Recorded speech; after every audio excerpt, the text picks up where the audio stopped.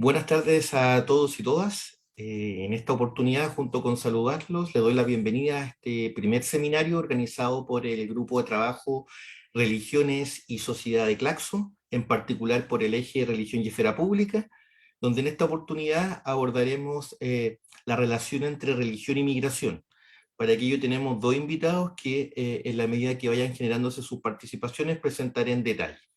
Solamente, digamos, anunciar que el presente seminario lo que busca es analizar uno de los fenómenos diría que de mayor repercusión durante el último tiempo en América Latina, el de los flujos migratorios, y en particular los efectos que este posee en las distintas realidades culturales en las cuales se genera el fenómeno.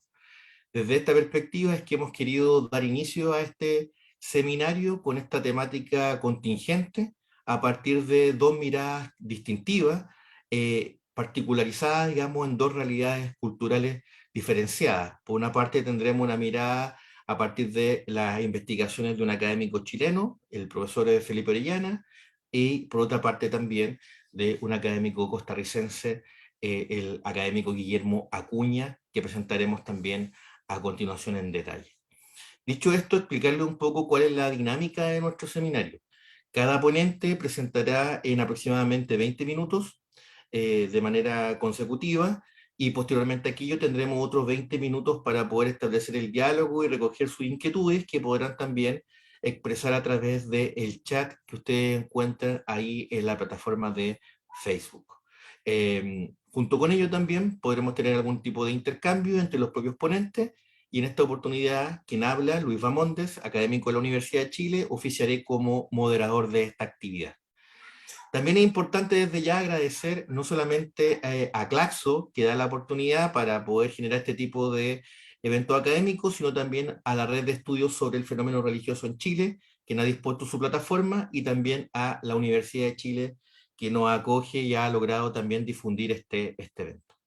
Sin extenderme más, quisiera pasar a presentar a nuestro primer expositor, el doctor Felipe Orellana Gallardo. Él es académico de la Universidad Alberto Hurtado en Chile, es doctor en Sociología por la Universidad Católica, Master of Arts en Religión en la Sociedad Contemporánea por el King's College de Londres, en Inglaterra, es licenciado en Sociología por la Universidad Alberto Hurtado, y entre sus áreas de investigación se encuentran la sociología de la religión, específicamente la relación entre religión y fenómenos sociales, como la globalización, la inmigración, la economía y el consumo, y ha publicado en diversas temáticas, entre ellas, por ejemplo, religión y migración, pentecostalismo, globalización, fundamentalismo y pentecostalismo, ultraortodoxia judía, la figura del diablo y la teoría social, y los cambios experimentados en el escenario religioso latinoamericano y la aplicación del mercado religioso en el escenario chileno.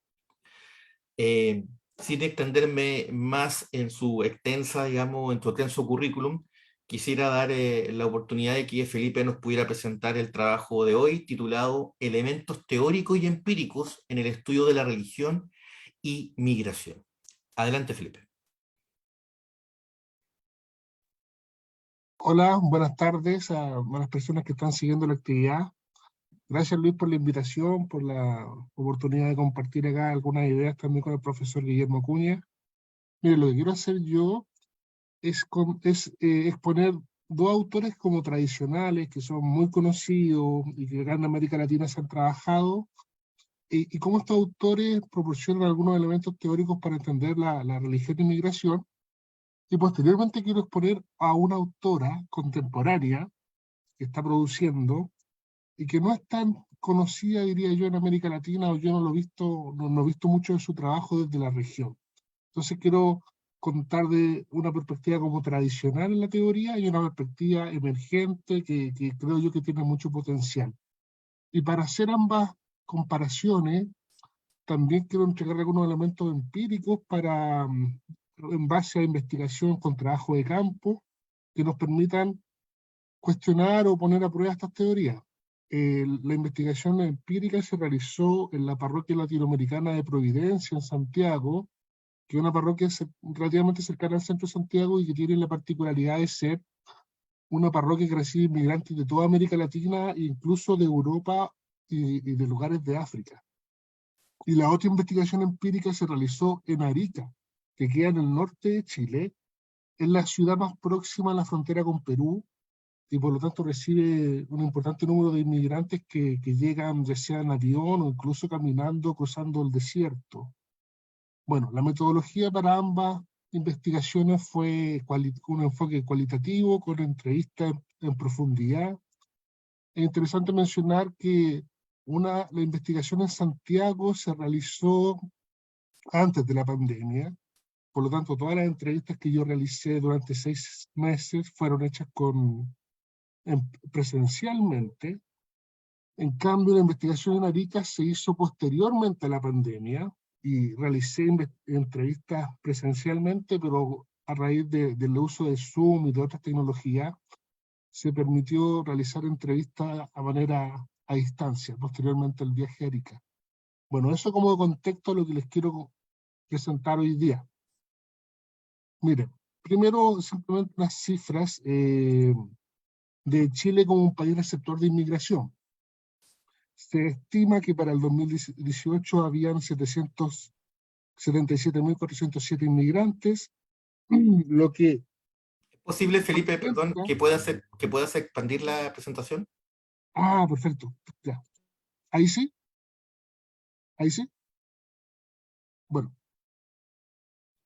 para el 2021 aumenta a 1.482.930 inmigrantes, esto según el Instituto Nacional de Estadística, y tenemos que la comunidad venezolana es la que tiene mayor presencia entre las comunidades inmigrantes en Chile, con un 30%, seguido de la comunidad peruana con un 16,6%, y finalmente en un tercer lugar la haitiana con un 12,2%.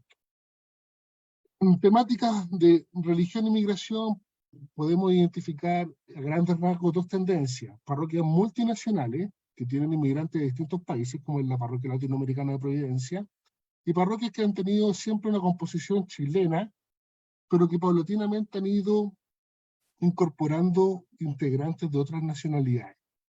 Es importante mencionar que en términos de inserción inmigrante, el modelo católico se puede entender como un modelo retrospectivo, es decir, es un modelo que valoriza la herencia cultural del país de origen del inmigrante, a diferencia del modelo pentecostal, que es más bien prospectivo y que entiende o pone en primer lugar la identificación con una comunidad que se ha convertido a la fe, más que cualquier rasgo cultural o étnico del país de origen del inmigrante. En el contexto católico de la parroquia latinoamericana, podemos ver lo que se llama la inculturación religiosa. Eso quiere decir que en el rito católico se perpetúan elementos, símbolos, signos del país de origen. Por ejemplo, bailes colombianos en la misa. El tema del baile es un rasgo que en la parroquia latinoamericana permitía para que la comunidad colombiana reprodujese en un contexto tan nacional rasgos propios de la religiosidad del país de origen. Ahora, en contexto teórico, los dos autores que yo les decía que son bien conocidos y que son bien trabajados, Peter Berger y Charles Taylor, creo yo que proporcionan algunos elementos interesantes. Por ejemplo, Berger, en el último libro que publicó, el de The Many Altars of Modernity, profundiza en esta idea de que el pluralismo conlleva relativismo. Producto de la modernización, el mundo lo que ha hecho es diversificarse, estilos de vida, religiones, lenguaje, cultura, etc. Y hay un paso de la imposición a la elección, es decir, lo que era una religión hereditaria, que simplemente se reproducía generación tras generación, da paso a una religión optativa, en la cual el sujeto configura su religión tomando elementos de distintos lugares. Esto también se conoce con la actitud de hazlo por ti mismo, o lo que Ulrich Beck ha teorizado como la individuación.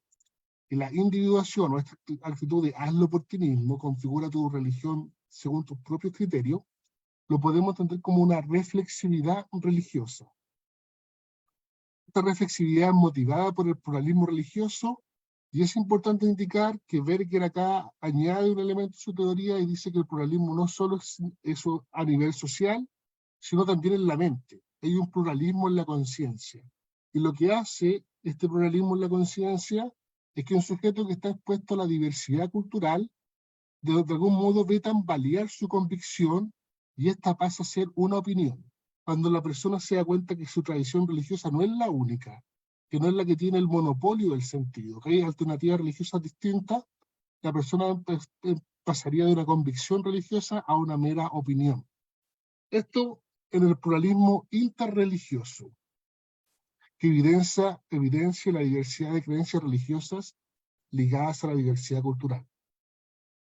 Sin embargo, en el pluralismo intrarreligión no afectaría la convicción religiosa. Taylor, en su famoso libro La Era Secular, afirma que la diversidad religiosa no es una amenaza si no existe la intención de la conversión religiosa. Por ejemplo, que existan fundamentalistas judíos en una sociedad no debería afectar a un católico que no tiene algún interés por vincularse con el fundamentalismo judío. Bueno, en base a esta idea de pluralismo interreligioso, intrarreligioso, convicción, opinión, y lo que mencioné de Taylor, me pregunté yo en la investigación qué pasa con el sujeto que está expuesto a la diversidad y el pluralismo cultural dentro de una misma religión. Porque la parroquia latinoamericana es católica, pero tenemos gente de México, Honduras, de todas partes. Entonces el sujeto que va a esa parroquia y ve banderas, ve vírgenes, devociones marianas, ve simbología de distintas nacionalidades, ¿qué pasa con su creencia? Esa era como la pregunta que guiaba la investigación. Ahora quiero sucintamente señalar algunos puntos que los entrevistados declararon. Por ejemplo, el objetivo principal de la parroquia es que los niños no pierdan los rasgos culturales de los países originarios de los padres, que tengan un sentido de pertenencia con la cultura de sus padres. Por este motivo, se reproducían las prácticas religiosas, gastronómicas, festivas de las distintas comunidades nacionales. Por ejemplo, lo que guía la intención de la parroquia es la cruz del migrante, es decir, la identificación con el migrante y el proceso migratorio. La política de la parroquia, según el seminarista del Congo, que estaba en ese momento, es la unidad en la diversidad. Es decir, el mensaje cristiano es universal, pero se adapta localmente. La diversidad produce un fortalecimiento de la creencia, porque la persona aprecia el vigor de la fe cristiana y también hay una valorización de las religiones propias. Ahora, hay un elemento interesante que se expresa en esta investigación y en la que voy a comentar en un momento, y es cómo Dios está presente en el proceso migratorio. Las personas declaran de que ante la dificultad, Dios responde. Ante la oración, ellos obtienen alguna ayuda. Estaba sin trabajo, oré y obtuve un empleo, o siento que el Espíritu Santo me acompaña.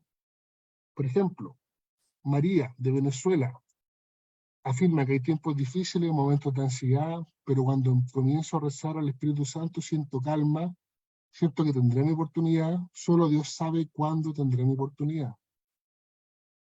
Ejemplo, como testimonio de esta idea de que Dios acompaña en el proceso migratorio. Luis, de Venezuela, en los momentos difíciles o cuando necesitaba un trabajo, yo recé a Dios y lo obtuve. Rezar es un mecanismo para superar dificultades. Una síntesis de esta investigación, quisiera mencionar de que la diversidad cultural no implicaba en las personas entrevistadas una suerte de relativismo o el paso de una convicción religiosa a una opinión. No debilitaba su creencia, sino que más bien la revalorizaba y atestiguaba el vigor de la tradición religiosa católica al observar la presencia en distintos contextos geográficos y culturales, desde los cuales provenían los integrantes de la parroquia. Hay una revalorización de la creencia propia a partir de la diversidad cultural existente.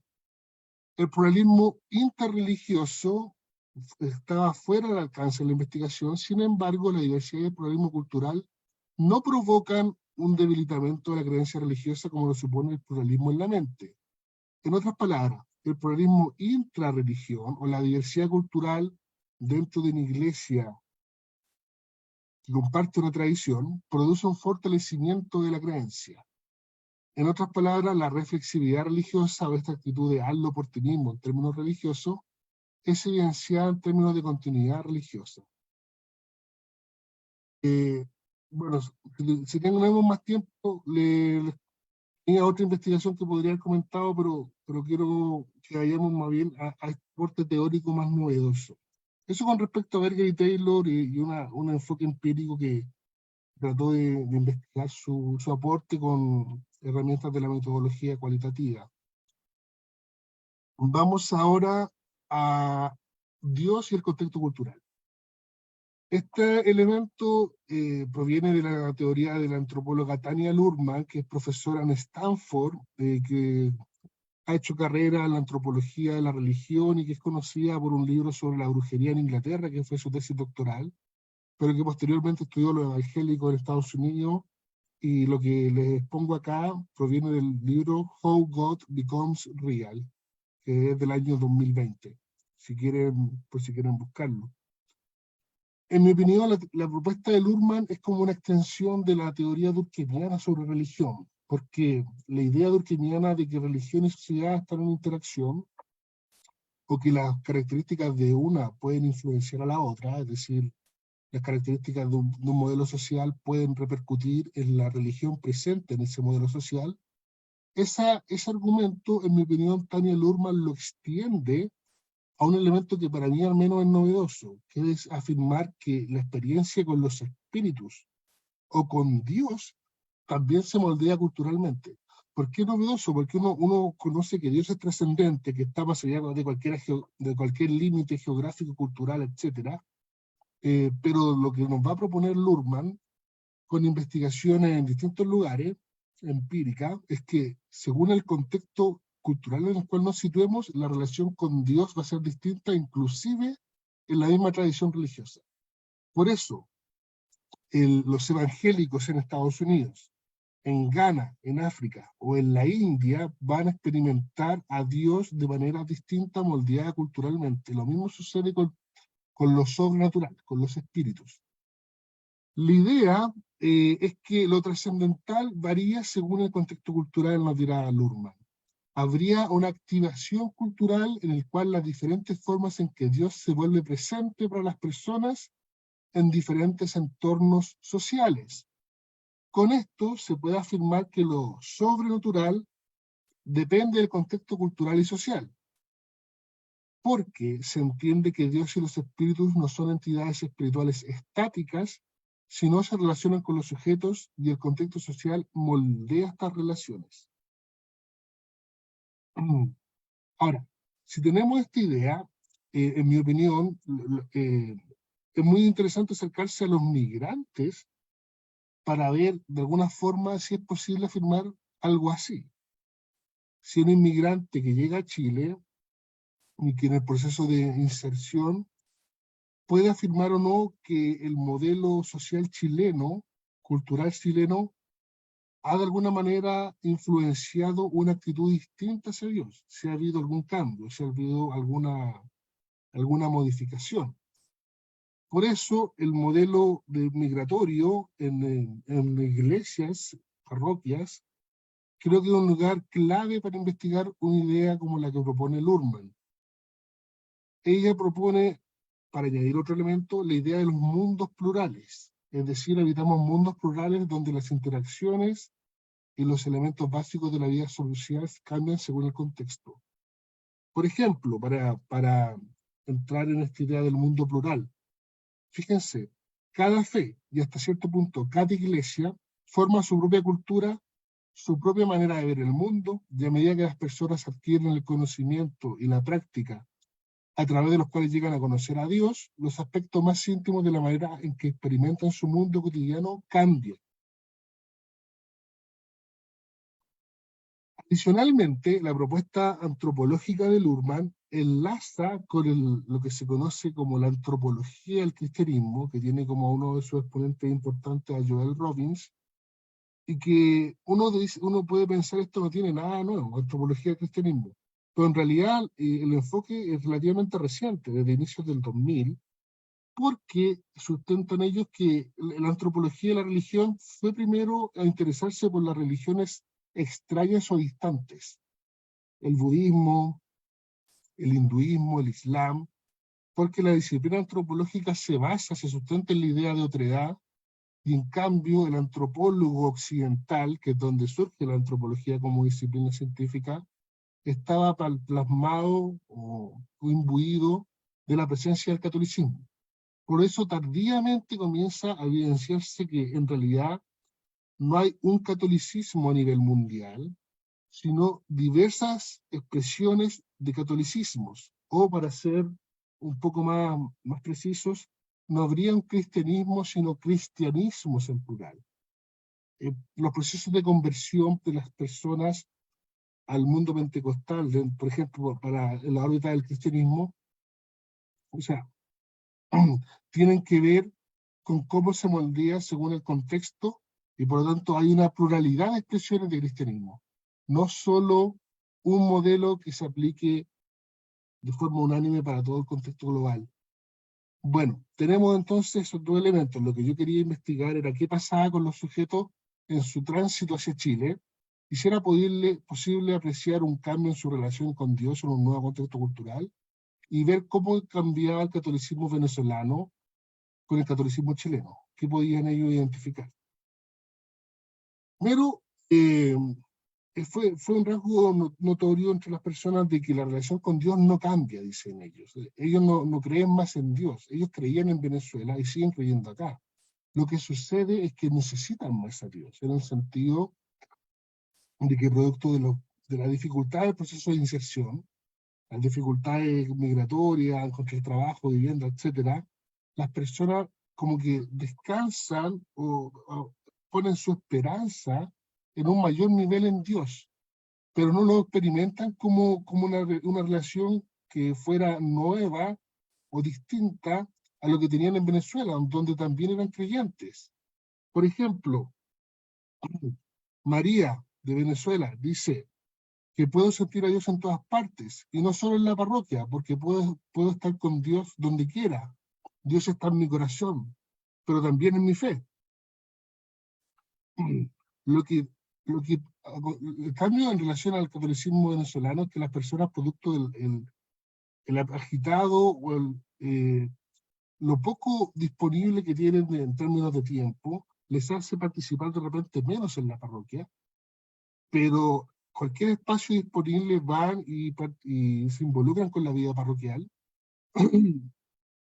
y valoraban mucho de que se pudiese reproducir prácticas religiosas católicas de Venezuela en el contexto chileno.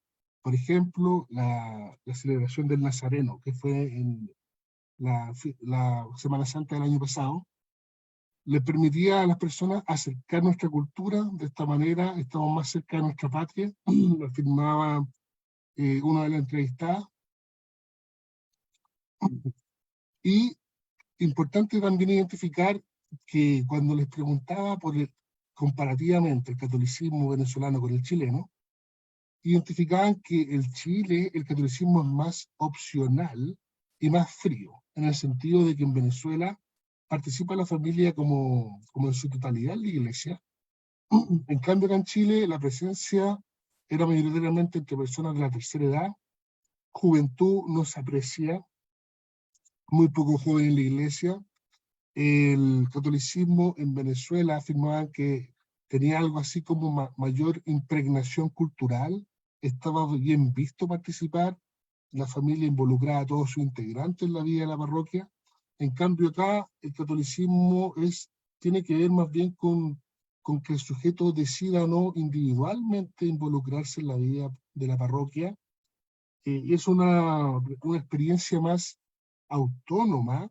Alguna de las entrevistadas me indicaba que la experiencia, esta parroquia jesuita de Nuestra Señora del Carmen le había mostrado eso que ella no conocía en Venezuela, cómo era una decisión personal y no simplemente seguir a la familia que se involucraba directamente con la vida parroquial.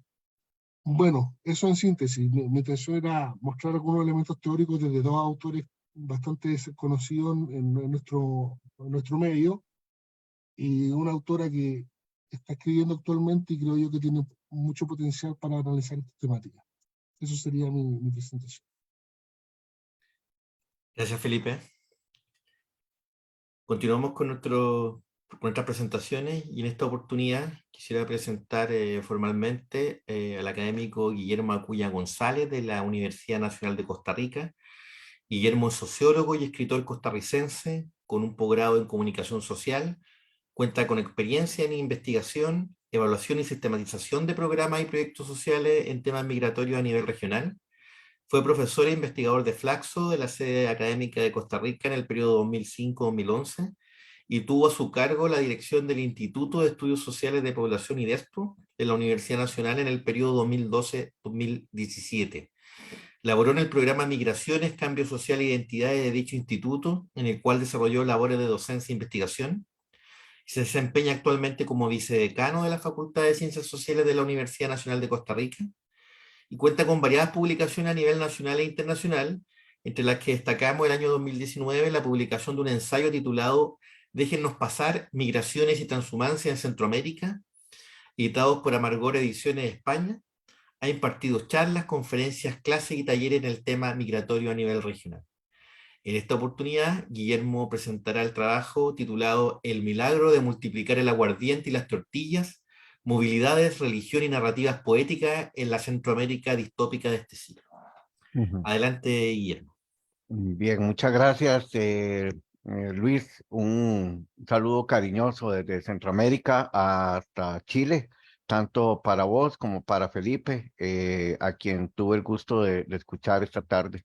De verdad que muy agradecido por esta invitación y bien, pasar entonces a presentar, a compartir con ustedes estas reflexiones.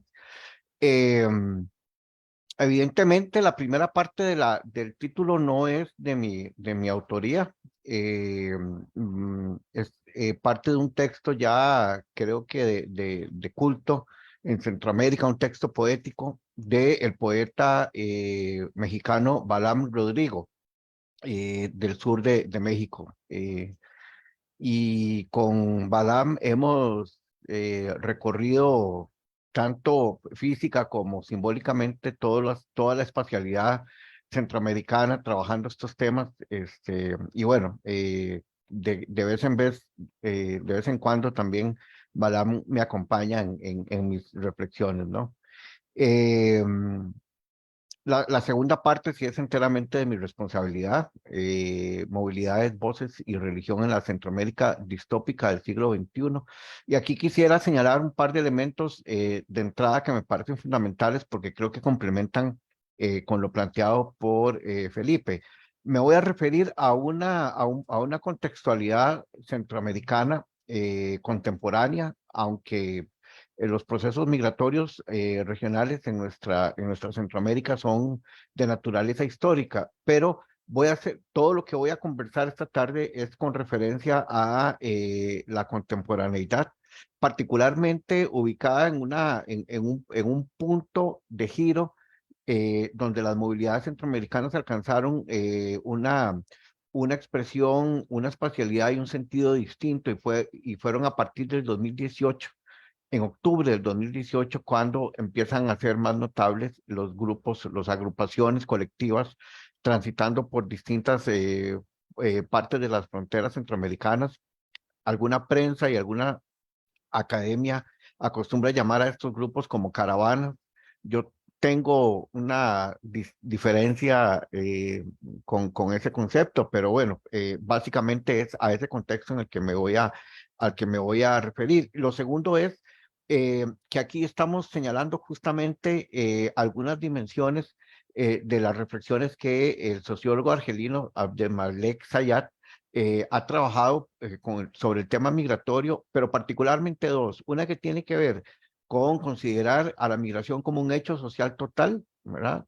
Y la segunda es plantear entonces que en el tránsito migratorio ocurren acontecimientos y particularmente vinculados con el tema que vamos a trabajar esta tarde.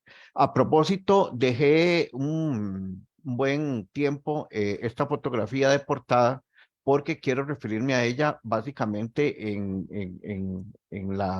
en lo que sigue, ¿no? Tom Kiefer es un agente de aduanas y protección fronteriza en Hawaii, Arizona. Él trabajó hace algunos años y dejó ese puesto en el 2014. Recogió miles de artículos confiscados y desechados por los agentes de las patrullas fronterizas, propiedad de los migrantes que cruzaban la frontera entre México y Estados Unidos. En el 2020, eh, en el 2007, perdón, comenzó a fotografiar estos artículos. El resultado fue la exposición Sueño Americano, con 600 fotografías expuestas en museos y galerías. Abro comillas, nunca he hecho un inventario completo, pero tengo 15 o 20, refiriéndose a las Biblias que había recogido. Eran Biblias de Gedeón, de bolsillo del Nuevo Testamento, impresas en Tennessee y en español. Así que llamé a la editorial en Tennessee y les expliqué que vivía cerca de la frontera y que quería saber más de ellas. Sentía curiosidad por saber cómo se distribuían y a quiénes se entregaban. La mujer con la que hablé pensó que estaba haciendo algún tipo de reportaje de investigación. Nunca me dijo. Esto aparece en un titular de New York Times llamado Lo que portaban y lo que perdieron objetos confiscados a migrantes del 2018. Bien, ¿qué quisiera compartir con ustedes esta tarde? Me parece que hay una conexión, creo que la propuesta de, que escuchamos eh, eh, sobre el tema en Chile, a partir de la exposición planteada por Felipe, es una serie de contenidos que nos proporcionan a nosotros tal vez complementariedad a lo que vamos a hacer referencia para el caso centroamericano, como región fundamentalmente expulsora de población hacia el norte, es decir, hacia Estados Unidos. Movilidad y contexto que nos parece fundamental, ¿verdad? Y esta constitución que aparece reflejada en las narrativas, pero particularmente en las metanarrativas de las subjetividades en contextos de movilidad, cuando se refieren a cruzar la frontera, ¿verdad? Como el otro lado, lo que está del otro lado, ¿verdad? Y un poco también algunas referencias, algunos dispositivos simbólicos que lo siguen acompañando, ¿verdad? Creo que Felipe hacía referencia a esto, pero me parece muy interesante vincularlo, ¿verdad? Como el tema de la nación. Entonces, la religión, la nación y estos procesos identitarios son recursos que acompañan a los migrantes en contextos de movilidad, los que esperan que cruzando las fronteras se desarrollen algunos elementos vinculados con la salvación o la sanación, digamos, de sus almas, ¿verdad? Y estos temas, como creo que se mencionaba al inicio de este conversatorio, abren campos o nuevos campos de exploración para otras ciencias sociales, es decir, para otras formas metodológicas de abordaje de estos procesos de construcción de sentido. ¿Qué voy a trabajar? Voy a trabajar tres cosas muy puntuales, dado el tiempo con el que contamos. Y me voy a hacer, voy a referirme a lo que he denominado como el sentido en el lenguaje, es decir, la relación entre espacialidades de la movilidad y los procesos que se nombran desde un sentido espiritual. Y voy a dar tres ejemplos concretos para el caso de las movilidades centroamericanas.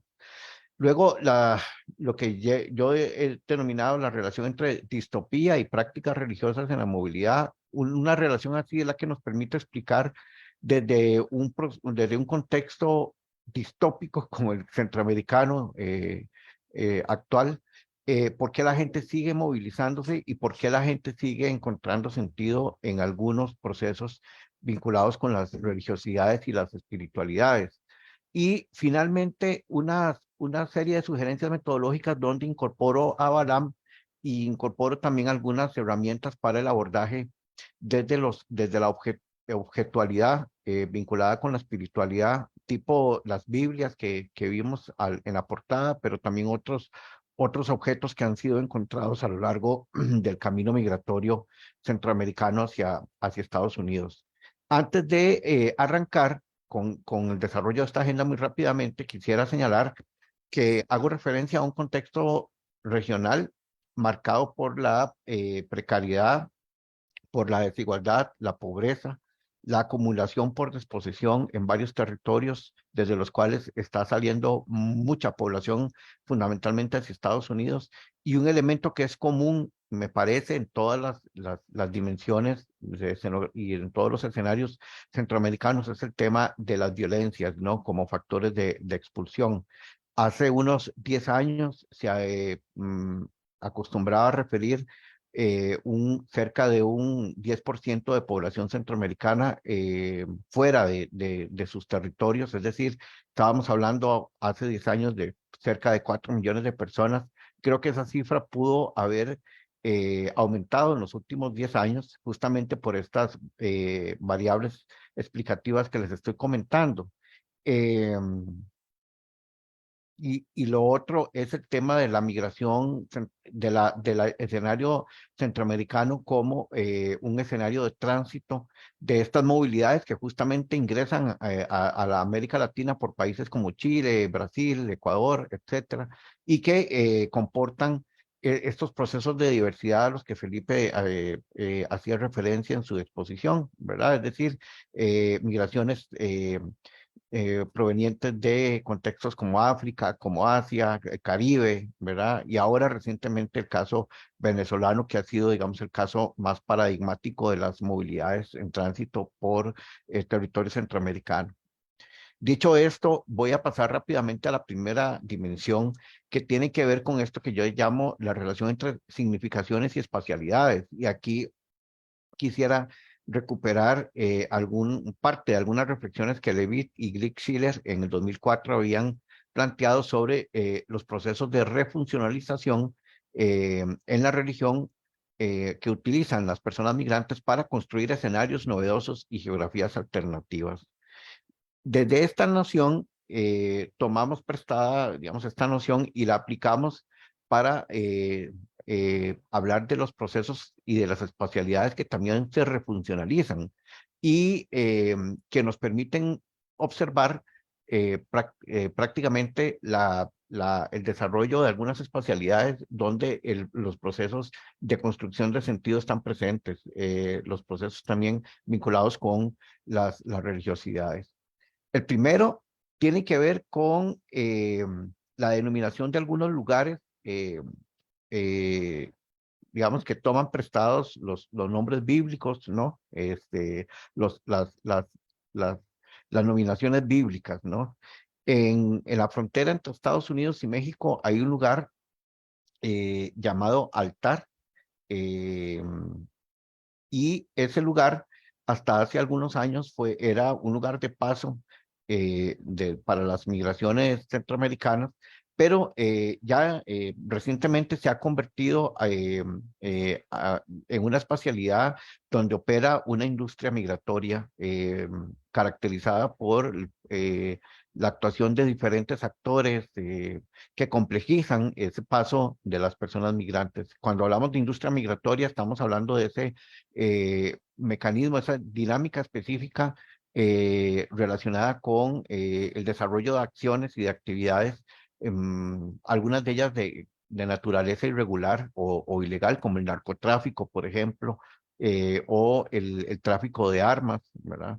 Y también el tráfico de personas. Luego, un segundo elemento de denominación que podríamos vincular con esto de las significaciones y las espacialidades tiene que ver con lo que denominamos o lo que se denominan, particularmente en varias ciudades de Estados Unidos, como la conformación de ciudades santuario, ¿verdad? Que básicamente son espacialidades que desafían la hostilidad de las políticas migratorias y desafían a las autoridades migratorias, brindándoles atención y protección a las migraciones, particularmente las migraciones en condiciones de indocumentación o de irregularidad migratoria. La proliferación de estas ciudades santuario en los últimos años ha sido alta y su significación simbólica, su significación en los procesos de construcción de sentido también. porque los migrantes las buscan justamente porque son espacialidades de protección o zonas seguras, ¿no? Y un último lugar, una última espacialidad en la que muchas, cientos de miles de personas centroamericanas transitan y lo hacen como suyo, son los albergues, ¿verdad? Y recordemos que en el lenguaje religioso, en el lenguaje de la religiosidad, los albergues están vinculados justamente con el acogimiento, digamos, el acogimiento bíblico, ¿no? Sin embargo, estas especialidades son refuncionalizadas, ¿verdad? Porque no solo operan como sitios y espacios de acogimiento, de descanso, de alimentación, etcétera, sino son lugares donde han empezado a levantarse la construcción de subjetividades políticas vinculadas con las autonomías, con las resistencias que las mismas subjetividades migrantes están construyendo. Un segundo, una segunda dimensión, un segundo eje temático tiene que ver con esto que yo denomino la construcción de sentido en la distopía centroamericana, ¿verdad? eh, Tendríamos que ver a Centroamérica como ese escenario de dislocación de sentido. Es decir, no se puede entender, no se puede explicar Centroamérica sin planteárselo como un lugar, una espacialidad regional donde el sentido, es decir, la construcción de los estados-nación, la construcción de los proyectos sociales, colectivos, hizo aguas hace mucho tiempo, y si lo queremos ver desde el enfoque de la sociología política o de la politología, muchas de las sociedades centroamericanas, la mayoría son estados fallidos, ¿verdad? Son estados que hace rato, digamos, entraron en un error de sistema, ¿no? Por decirlo de alguna manera. Entonces, ¿qué es lo que le da sentido en este plano, ¿verdad? La movilidad es un proceso de construcción de sentido, pero la movilidad humana se mueve a través de algunos dispositivos o de algunos recursos eh, que Benedict Anderson planteaba, usaba como referencias para imaginar la nación, ¿verdad? Para explicar cómo un colectivo imagina la nación. Las movilidades, los migrantes centroamericanos siguen imaginando su nación a pesar de que su nación los haya expulsado, ¿verdad? ¿Y cómo se le imaginan? Como una comunidad política que sigue existiendo y una comunidad también religiosa que le sigue dando sentido, como mencionaba también Felipe hace un rato, para el caso de las investigaciones in situ que trabajaba allá en el caso de Chile. Y el tema muy interesante vinculado con esto es cómo los objetos de la fe en el camino han empezado a adquirir un sentido importante, ¿verdad? Es decir, los crucifijos, los escapularios, las Biblias que se encuentran en el camino, las policías fronterizas o los mismos organismos internacionales o transnacionales de ayuda y de apoyo a las migraciones. Aquí no hemos hecho alusión porque si no sería otra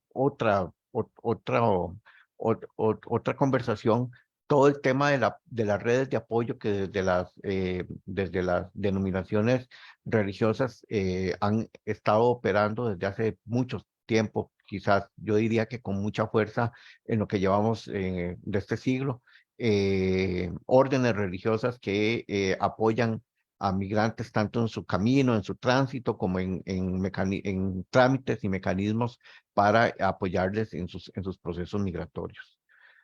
Y vamos acercándonos a la finalizar de esta reflexión con algunas consideraciones metodológicas. Una de ellas es justamente esto que yo le llamo la arqueología de los objetos migrantes.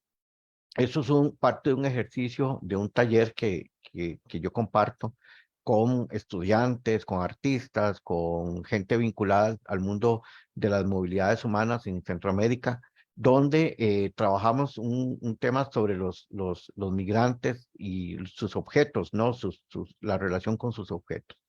Y bueno, aquí nos compartían un texto relacionado con un supuesto crucifijo que se habían encontrado, un rosario, perdón, que se habían encontrado en el camino y bueno, le dan un sentido en su discurso. Y un resultado de un ejercicio eh, que se había desarrollado o que yo desarrollé sobre esta pregunta sobre si cuál sería su objeto de valor sentimental, familiar, si tuvieran que dejar forzadamente su hogar o su comunidad, y por ahí, si ustedes leen, aparecen algunos objetos de naturaleza religiosa, ¿no? Entonces sigue estando ahí presente el tema de la construcción de sentido en estos procesos centroamericanos. Ya para finalizar, quería compartir con ustedes, tal vez, si me da, si el tiempo me lo permite, Luis, voy a compartir. Este es Balán Rodrigo, que es un poeta eh, mexicano. Él tiene un diplomado en teología pastoral, ¿verdad? Fue futbolista también y bueno, entre otras cosas, ahora está dedicado solamente a la escritura. Pero quería con esto terminar mm, compartiendo un texto que ya es un texto de cabecera acá en Centroamérica y en otros espacios, llamado Bajo la sombra de una ceiba. Y con este quisiera cerrar, tal vez diciendo que metodológicamente estas narrativas poéticas nos ayudan a hacer comprensión de estos fenómenos eh, religiosos vinculados con la migración desde otras perspectivas metodológicas y explicativas, ¿no? Pero sobre todo desde esas otras sensibilidades que necesitamos para entender estos temas. Y rápidamente voy a compartir eh, la mitad de un texto, de este texto, que tiene un epígrafe de Francisco Morazán que dice: declaro que mi amor a Centroamérica muere conmigo. El que quiera seguirme a Estados Unidos, que deje a su familia y abandone las maras, la violencia, el hambre, la miseria, que olvide a los infames caciques y oligarcas de Centroamérica y sígame. Y aún mientras caía, antes aún de las mutilaciones, antes de que lo llevaran al forense hecho pedazos para ser enterrado en una fosa común como a cualquier otro centroamericano, como a los cientos de migrantes que cada año mueren asesinados en México, mientras caía con los brazos y las piernas en formas de cruz, antes de llegar al suelo, a las vías, antes de cortar su carne, las cuadrigas de acero y los caballos de óxido de la bestia, antes de que su bendita sangre tiñera las varias coronas de espinas que ruedan sobre los rieles clavados con huesos a la espalda del imperio mexica, el Señor recordó en visiones a su discípulo Francisco Morazán y le dio un beso en la mejilla, y tomó un puñado de tierra centroamericana y ungió con ella su corazón y su lengua, y recordó que Morazán le preguntó una vez, mientras yacían bajo la sombra de una ceiba,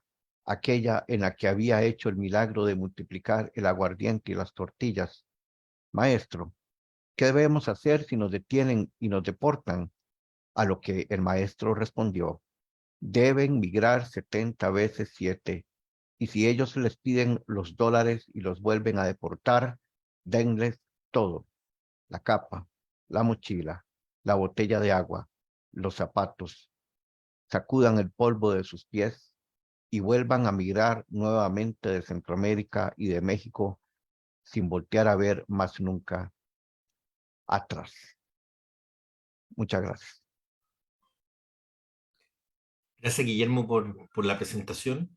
Tenemos en este minuto un espacio para preguntas, comentarios. Ustedes obviamente también pueden participar y también las personas que están a través de redes sociales. Simplemente para gatillar la conversación, quisiera plantearles dos consultas, escuchando atentamente sus presentaciones. La primera de ellas es que, por ejemplo, del trabajo de Felipe, me llamaba la atención que, claro, una parte importante de esta pregunta respecto a si hay algún tipo de variación respecto a la creencia una vez que se migra, eh, la encuentro interesante. No obstante, me fijé que la mayoría de las personas alude, digamos, que a una situación problemática, a una situación de indefensión, a una situación, digamos, en fin, pareciera ser que se fortalece o se mantiene la creencia. Entonces, mi duda es, ¿qué ocurre con aquellas personas que migran, pero que no son creyentes? ¿Qué potencialidad hay de que producto de estas mismas dificultades descubran la religión en el país de destino? O sea, existe ese gatillante, digamos, de ante la problemática, ante la indefensión, necesito un sostén emocional y por lo tanto, digamos, encuentro la figura de Dios, de Cristo, de la religión, de la comunidad, en fin. Eso como primera pregunta.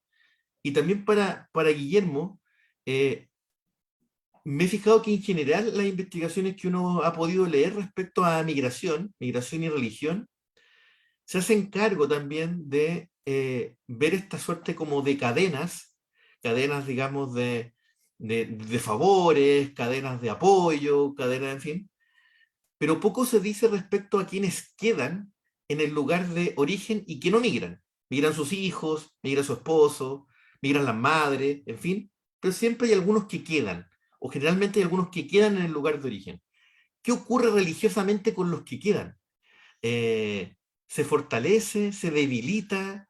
Eh, ¿Qué pasa no solamente con los que migran, sino con los que se quedan en el lugar de origen, muchas veces encomendándose, digamos, a el bienestar de las familiares, digamos, que lograron transitar, digamos, hacia otro destino? Les dejo esas dos preguntas para ver si podemos generar el diálogo. Gracias, Luis, por la pregunta. Mira, sabes que eso que tú me preguntaste, yo tenía una inquietud muy similar, muy parecida, desde antes de empezar a entrevistar inmigrantes, como la redacción de la tesis doctoral y la confección del marco teórico. Porque en la literatura hay textos que dicen que algunos sujetos se activan religiosamente ante el contexto de necesidad. Además que uno si es más, como podemos decir, como más frío, uno puede decir en realidad, puede que no crean en Dios, pero en la iglesia pueden conocer personas, pueden aumentar su capital social, pueden compartir los fines de semana con connacionales. O sea, la iglesia proporciona una serie de recursos más allá de lo espiritual. Entonces uno puede decir, en realidad, puede ser conveniente para estas personas ir a la iglesia, más en un contexto que no conocen más personas. Pero habiendo hecho ese punto, yo, al menos por las tres parroquias que investigué, que fue la latinoamericana de Providencia en Santiago, la parroquia Santa Cruz en Estación Central en Santiago con la comunidad haitiana, la parroquia de Nuestra Señora Carmen de Arica, todas las personas que entrevisté y en algún momento yo les preguntaba, cuéntame cómo era de tu país de origen, me encontré con que ellos no se activaron acá, sino que lo veían más bien como una continuidad. No eran personas que llegaron a Chile y se vieron en la necesidad y ante una actitud estratégica de vincularse con la religión. Por ejemplo, en Arica había madres e hijas que participaban en la organización de la fiesta religiosa del Nazareno, pero que en Venezuela también tenían un rol en la iglesia. Entre los haitianos que entrevisté, algunos conformaban comunidades de jóvenes en Haití y también querían replicar eso en Santiago. Entonces, ese punto que me indicas tú, yo también lo comparto y creo que puede ser incluso un recurso muy útil asistir a una iglesia, pero al menos de los entrevistados no me encontré con una persona que declarase como que se activó acá, como que en Chile se volvió religioso, como venía de su país de origen. Gracias, Felipe.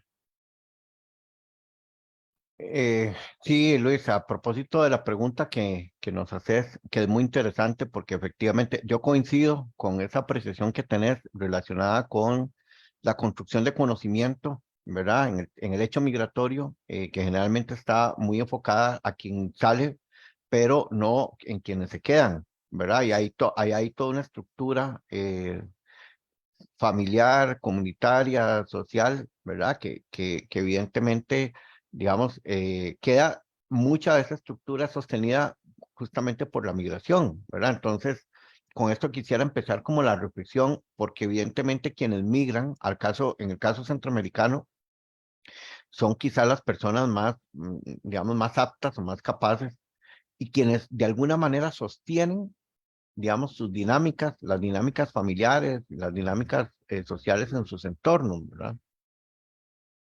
Me refiero fundamentalmente, bueno, desde hace algún tiempo para acá, las mujeres, por ejemplo, han sido tematizadas, ha sido tematizado el aumento de la migración femenina, digamos, en las espacialidades de la movilidad humana en Centroamérica, ¿verdad? Entonces, esto comporta un elemento interesante porque generalmente son las que sostienen no solo la dinámica familiar, el funcionamiento, ¿verdad?, de sus familias, sino que también sostienen de alguna manera las emociones, ¿verdad? Y también sostienen, digamos, esos vínculos de alguna manera afectivos, espirituales, ¿verdad? Al irse esta persona, de alguna manera esto se rompe, ¿verdad? En el contexto local o en el contexto de origen de las migraciones. Uno podría preguntarse efectivamente si lo que hay es un proceso de recomposición, ¿verdad? Si inclusive si utilizamos algunos planteamientos del transnacionalismo social, ¿verdad? Ahí podría haber ubicaciones muy interesantes o podría haber preguntas más que ubicaciones o respuestas sobre qué es lo que ocurre, digamos, en estos campos sociales, en estas espacialidades de destino y de origen con el tema religioso, ¿verdad? Uno tendería a pensar, digamos, que la desesperanza no es sustituida, ¿verdad? Es decir, quienes quedan, digamos, con un sinsabor, generalmente se quedan a cargo de otros familiares, se quedan a cargo de sus viviendas, ¿verdad? Lo que pasa es que, por ejemplo, en el caso centroamericano es muy claro que muchas de las personas que han estado saliendo en el contexto reciente lo hacen forzadas por el tema de las violencias, ¿verdad? Entonces, hay más allá de, de restituir la desesperanza, es también cómo quedo yo en ese contexto de violencia, digamos, con qué le doy sentido, digamos, a mi vida, si quien queda ¿verdad? En mi casa o ¿verdad? Está expuesta y expuesto todos los días a las amenazas. Por ejemplo, hay algunos países donde a vos te invitan a salir en 24 horas de tu casa, ¿verdad? Y por eso es que encontramos mucha de esta gente caminando, digamos, hacia México o hacia Estados Unidos, ¿no? Entonces, bueno, creo que la pregunta es muy interesante. Yo confieso honestamente, Luis, que no tengo digamos, la respuesta como concreta sobre qué es lo que ocurre, digamos, en estos procesos con las personas que se quedan o con las familias que se quedan, ¿no? Creo, me parece advertir que hay ¿verdad? Un mecanismo ahí de recomposición donde seguramente, digamos, la espiritualidad va a estar presente. Lo que sí es un hecho es que en quienes transitan y en quienes migran, eh, esos procesos son utilizados como recursos, digamos, como palancas, como motivadores para poder transigir y para poder atender el hecho migratorio, digamos, hasta que lleguen a su destino final, ¿no?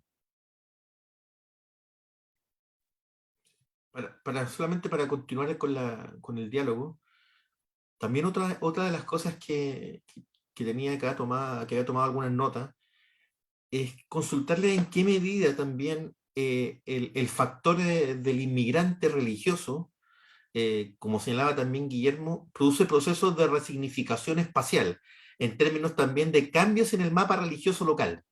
Y aquí me refiero particularmente a que hay cierta literatura que va a plantear, digamos, que, por ejemplo, se han generado procesos de suerte como de revitalización del catolicismo en lugares donde el catolicismo estaba de capa caída y el inmigrante viene, digamos, de alguna manera a otorgar un nuevo aire.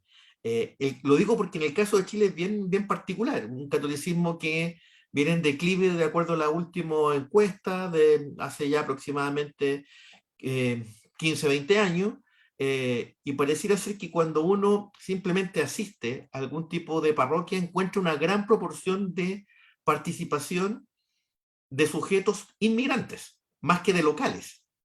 En España ya hay alguna experiencias, digamos, de cómo el catolicismo se vio nuevamente renovado producto de la inmigración ecuatoriana, por ejemplo. ¿Han podido ustedes ver en sus realidades que ocurra algo similar, donde el agente inmigrante ha llegado, digamos, a revitalizar o a entregar, a otorgarle nuevos elementos, por ejemplo, al culto que tradicionalmente se realizaba en iglesias, templos, parroquias, etcétera? Felipe. Luis, mira, yo cuando estaba investigando a la comunidad haitiana, cerca de la parroquia habían varias iglesias pentecostales que eran chilenas, pero que se les prestaba la iglesia a la comunidad haitiana los domingos en la mañana, y era sorprendente ver iglesias llenas de gente hasta en la calle, así como que no cabían todos dentro de la iglesia. Yo nunca vi una iglesia chilena con ese nivel de aglomeramiento. Bueno, eso pasaba en el mundo pentecostal, lleno de gente, todos muy bien vestidos, niños, ancianos, de todo el tramo etario. Y en el mundo católico me pasaba de que la comunidad haitiana había hecho una especie de síntesis entre su catolicismo natal de Haití con lo que se encontraba en Chile. Porque la misa en Haití duraba 4 horas los domingos, con mucha celebración, baile, música, con uso de instrumentos como del folclore haitiano. Y bueno, y como en Chile la misa no dura 4 horas, lo que se había hecho es una especie de acuerdo con el sacerdote para hacer una misa un poco más extensa e incorporar la música de alguna forma, pero mediante instrumentos musicales estándar, y hacer un coro que cantaba en creol y una misa en creol. Bueno, y en Arica lo que vi era comunidad haitiana en que gente de todas las edades participaba. En cambio, la comunidad chilena era mayoritariamente gente mayor y casi ausencia de jóvenes. Por lo tanto, yo creo que la inmigración venezolana, haitiana, peruana, etcétera, puede claramente revitalizar una iglesia católica en declive. Y también yo he pensado que la inmigración haitiana podría incluso ser el origen de una expresión religiosa desconocida en Chile, como puede ser el vudú. No habría motivo para que el vudú, si hay inmigrantes haitianos que practican esa religión allá, la reproduzcan acá. Sin embargo, la aceptación social del vudú va a ser mucho más difícil de que un haitiano católico o un haitiano pentecostal. Pero bueno, eso queda para estar atento en el desarrollo religioso, pero lo que quiero llegar es que la inmigración puede incluso importar una religión desconocida en un contexto como el chileno, en el caso del vudú. Eso. Gracias, Felipe. Sí, sí, gracias, Felipe. A mí me gustaría asumir una de las ideas que Felipe nos compartía en su reflexión sobre la retrospectiva y la prospectiva, ¿verdad? Y lo planteaba para el caso del catolicismo, digamos, en el sentido de esa mirada hacia atrás, ¿verdad? Inclusive vinculándola con los contextos históricos, ¿verdad? Con los orígenes, los contextos históricos, en tanto que el pentecostalismo y el neopentecostalismo hace, digamos, digamos, una construcción más hacia lo que viene, ¿verdad? Pues, justamente por todo el tema este del reino de Dios en la tierra, digamos, que está por venir, ¿verdad? Entonces, en el caso centroamericano, ese es el contexto que hay que mirar, ¿verdad? Estamos cruzados por el avance eh, absoluto de las denominaciones pentecostales y neopentecostales en casi todos los países. Y su vínculo o su cruce con los contextos sociopolíticos o con las prácticas políticas, ¿verdad? Que no sé cómo, no tengo registro de cómo estará en el sur, ¿verdad? Pero me imagino que esto va, igual la avanzada en América Latina es ¿verdad? En los últimos años es absoluta, ¿verdad? En términos porcentuales y en términos absolutos, ¿verdad? Entonces, hay que partir de ese contexto para el caso centroamericano para tratar de explicar qué es lo que, qué es lo que pasa con la resignificación de esa espacialidad que la persona migrante va desarrollando, digamos, esa espacialidad vinculada con la religiosidad, y al menos en los contextos de destino en algunas ciudades en Estados Unidos, sí que ha aumentado los lugares de de las denominaciones pentecostales, pero muy relacionadas con con las diásporas, ¿verdad? Es decir, con la diáspora centroamericana. Es muy fuerte, por ejemplo, el caso guatemalteco, digamos, en algunos estados, en algunas comunidades, donde estas denominaciones han aumentado, ¿verdad?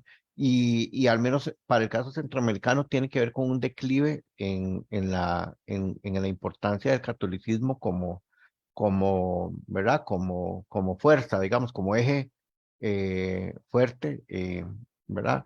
Yo creo que también esto tiene que ver de alguna manera con lo que mencionábamos en la conversación previa sobre cómo los estados-nación en Centroamérica han venido, digamos, transformándose, ¿verdad? Como narrativas, pero también como hechos y como prácticas, ¿verdad? No es gratuito esto que comentábamos sobre los estados fallidos, ¿verdad? Y es que fallan en todo, digamos, el sistema, como decía yo, el sistema les falla, ¿verdad? Eh, el sistema se resetea de alguna manera, ¿verdad? Sufre un reseteo desde el punto de vista político, pero también desde el punto de vista social y simbólico, ¿no? Y aquí entran a jugar todas las dimensiones que hemos estado conversando esta tarde. Bueno, no sé si tienen algún tipo de comentario final, ya estamos dentro del rango de tiempo comprometido y no quisiera tampoco abusar de aquello. No sé si tienen algún... A mí, Luis, bueno, agradecer de nuevo la invitación, pero además estos diálogos que son muy interesantes, ¿verdad? Porque en apenas unos minutos logramos, digamos, dibujar cómo los contextos, al menos en América Latina, digamos, partimos ¿verdad? De procesos históricos y de procesos contingentes o coyunturales que van marcando de alguna manera, ¿verdad? Estas dinámicas. Eh, Obviamente lo que está sucediendo en Centroamérica me parece que, ¿verdad? De alguna manera tiene distancias y también acercamientos con el contexto, eh, digamos, del sur, y particularmente lo que hemos escuchado esta tarde para el caso de Chile, fundamentalmente como territorio de acogida, ¿verdad? De destino. Entonces, me parece muy interesante, digamos, que la apertura de estos diálogos, ¿no? Bueno, tanto a Guillermo como a Felipe le doy los agradecimientos públicos por tomarse el tiempo y poder compartir sus investigaciones con nosotros. A nombre del grupo de trabajo de Religión y Sociedad de Claxo, también a las personas que nos acompañaron a través de redes sociales. Y también comentarles que esta sesión de trabajo va a quedar grabada, va a quedar disponible y será también difundida a través de distintos canales posteriormente. Así que quienes no pudieron hoy día estar en vivo con nosotros podrán revisarlo posteriormente. También reiterar el agradecimiento a Claxo, a las personas que nos ayudaron a organizar este evento virtual, a la Universidad de Chile, que permitió también y hizo gran difusión de esta actividad, y a la red de estudios sobre el fenómeno religioso, que dispuso su plataforma para poder también divulgar este seminario. Espero encontrarlos también a todos pronto en una próxima sesión de seminario con un nuevo vínculo de religión y algún otro elemento propio de la esfera pública. Así que, sin más, me despido de todos ustedes y reiterarle los agradecimientos a nombre del Grupo de Trabajo de Religiones y Sociedad de Claxo, en particular del eje de religión y esfera pública. Así que nos vemos hasta una próxima oportunidad. Muchas gracias.